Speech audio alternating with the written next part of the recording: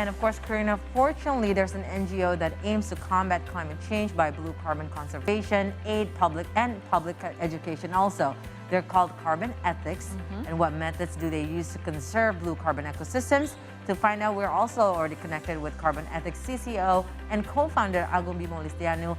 Thank you so much for being here with us this morning, Bimo. Once again, it is such a pleasure to have you in our C Morning Show episode, as we're going to talk about blue carbon ecosystem and also conservation. Now, some of us might know, and we're much more aware about the green carbon conservation, about how to save the forestry and the green environment itself. So tell us more about the blue carbon ecosystem.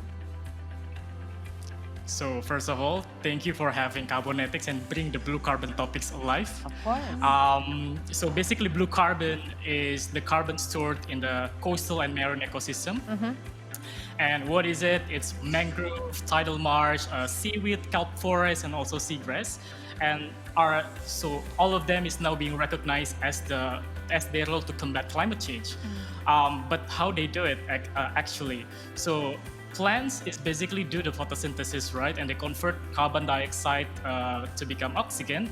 And all of the carbon is stored in their biomass, such as a leaf, a stem, and roots. And also they store the carbon in the ground and or in the sediment.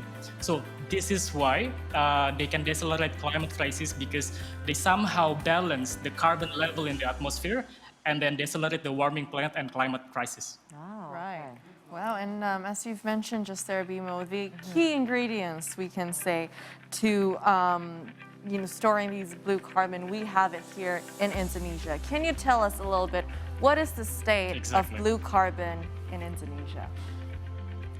So I do have good news and bad news.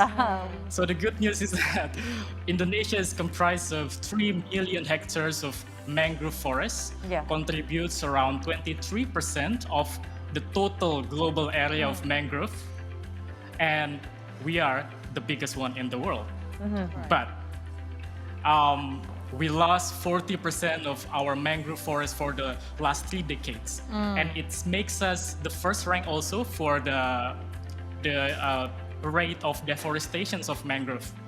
This is very sad, and there's many reasons, such as irresponsible shrimp farming and also timber harvesting and the expansion in palm oil plantations.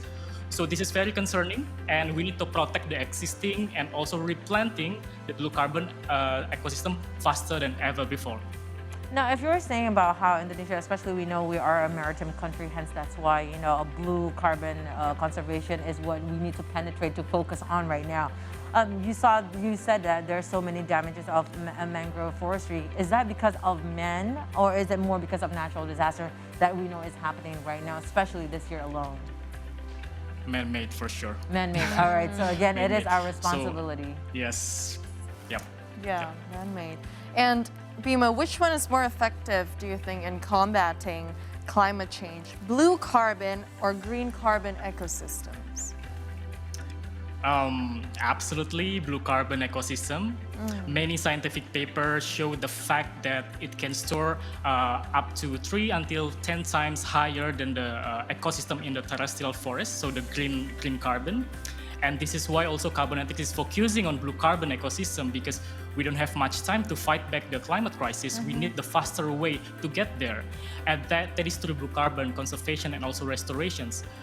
But this doesn't mean that green ecosystem, terrestrial forest is not important.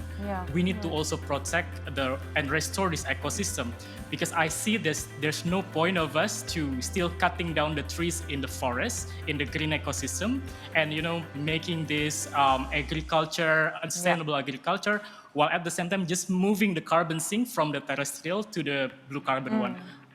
You still not contributing any of this decelerating climate crisis action. So yes, blue carbon is more effective, but only if we protect the existing green carbon. Right. And you know what? It's so good that here in Indonesia, we have NGOs like Carbonethics, and you as the co-founder itself, can you tell us how you engage, to conserve the blue carbon conservative also, and what is the process and what actually the programs that you do with Carbonethics? Sure. So we do have 3 steps of interventions. The first one is educate, the second one is restore, and the third one is protect.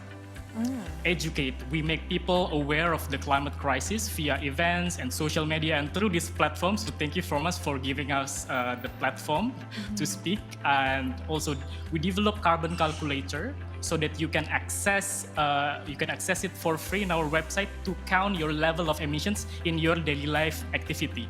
So because we want to ensure people are whatever you do in your daily activity is actually emitting carbon. And not only for individuals, but we also approaching the businesses so that they know the level of emissions in their operations, and so that we can also advise them how to reduce their emissions, because this is the very important part. Next, after they do reductions in their carbon emissions, they need to offset, which is restoring, conserving the blue carbon ecosystem. We do have mangrove, seagrass, and also a seaweed program directly to our farmers. This is to compensate your unavoidable emissions. And our business model is inclusive, so we make the smallholder farmers to become our actors. And so that we believe that by this we can create the economic benefit, and at the same time we create the ownership for the farmers to planting their blue carbon ecosystem in their own backyard. And the third one is protect. We believe that to protect the climate, to decelerate climate crisis, we cannot just plant the blue carbon ecosystem and let it away 1 month and it's die, but we need to protect it forever so that it can be the effective carbon sink. So that's why we introduce the technique of how to do a proper monitoring to the farmers, and also do the digitalizations so that you can also check your baby blue carbon in our website. What's the growth of your baby blue carbon? So I think this is very nice. But our impact is beyond the environment. We also ensure that young people is also involved in the process, because we want to equip them to become the future climate change maker. So in 2 years of existence, we already have 10 young employees, fresh graduates. We have 100 volunteers, and also 56 farmers. Wow. So this is the impact. If you want to know more about Carbonethics, just simply visit carbonethics.org and you can find a lot of information there. Right. That's amazing. And Bimo, just emphasizing there on education to get the word out on blue carbon ecosystems. You know, we have to spread the word. We have to tell people, not only for them to know, but for them to understand what it is and how we can achieve it. And blue carbon ecosystems can be shaped by coastal communities. As such, how do you think we can educate these communities to care more about the environment? So it depends on the location, but basically it's not easy. We need to start with the economic benefit, because I think that's the questions for everyone. Right. When I do this, do I have impact on my revenues? Right. Do I have impact for my income? So you need to have a good proof points that they still can make money from, before they cutting down the mangrove for timber harvesting and also an irresponsible shrimp aquaculture, but now they're turning into the activity of cultivations, planting, and monitoring the mangrove. They can make money out of it. And not only that, they can also harness the goodness of mangrove, such as making the soap from mangrove extract without cutting down the trees. And a lot of business model that we introduce as well to the farmers. Right. I mean, you have to change the mindset, especially for those communities that are living on the coastal line. I think if you're talking about locals and the communities, I think it's a bit easier. But have to have a discussion with industries where their waste probably is going to the oceans and whatnot? Is that even kind of hard to find a win-win solution where they can also be a part to conserve the blue carbon ecosystem? Yeah, I think for the business, mostly we collaborate with the business that have vision, they have a roadmap for sustainability. So it's not really hard for us to convince them, because it's already, being pushed by the investors, by the board of directors. But yes, there's also companies that doesn't really have it. But thanks to the government now, we have, carbon tax, coming up. And I think it's also pushing the corporate to have this kind of plan as well. All right, it's good that everyone is on board on this, saving the earth and saving the planet and saving Indonesia. That's right. And Bimo, one last one. What other benefits do you think are offered by blue carbon ecosystems aside from combating climate change? Like for, us youngsters who really want to make a change, we want to make an impact in the world, in our environment, we can start right here in Indonesia. Any word of advice from you? Also, I think I gotta mention what else the benefits for the blue carbon outside of the climate crisis. So it's a lot of benefit. Yeah.